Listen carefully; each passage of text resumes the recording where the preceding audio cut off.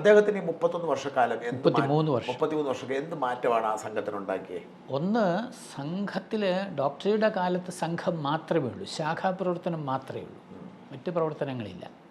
ഇനി മറ്റൊരു പ്രവർത്തനം നമുക്ക് പറയാം, 1936 ഈ സേവികാ സമിതിയുടെ പ്രവർത്തനം, അത് സംഘത്തിൻ്റെ പ്രവർത്തനമല്ല, സ്ത്രീകളുടെ പ്രവർത്തനം തുടങ്ങിയിട്ടുണ്ട്.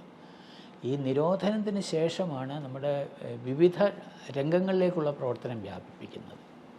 അതാണ് ഡോക്ടറുടെ കാലത്ത് വന്ന വികാസത്തിൻ്റെ ഒരു ദിശ. മറ്റൊരു ഘട്ടത്തിലേക്ക് സംഘത്തിൻ്റെ വികാസം പോയി.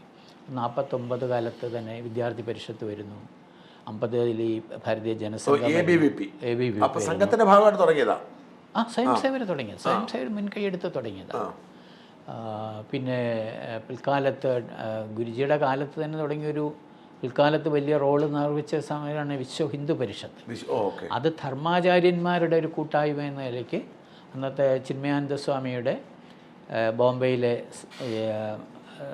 സന്ധിനിയിൽ അവിടെ വെച്ചിട്ട് ഒരു ആലോചന യോഗം നടന്നിട്ടാണ് ഈ ധർമാചാര്യന്മാരെയെല്ലാം വിവിധ സമ്പ്രദായത്തിലുണ്ടല്ലോ. കാരണം നമ്മുടെ ഹിന്ദു സമൂഹം എന്ന് പറയുന്ന ഒരുപാട് യാഥാസ്ഥികമായ വ്യവസ്ഥിതികളുള്ളതാണല്ലോ. അപ്പോൾ അവരുടെ മനസ്സിലും മാറ്റം വരണം, അവരുടെ ചിന്താഗതിയിലും അത് പുതിയ കാലമനുസരിച്ച് മാറ്റം വന്നാലേ സമൂഹത്തിൽ മൊത്തം മാറ്റം വരികയുള്ളൂ. അപ്പോൾ ആ ഒരു ലക്ഷ്യത്തോടെയാണ് അദ്ദേഹം അത് അവലംബിച്ചത്.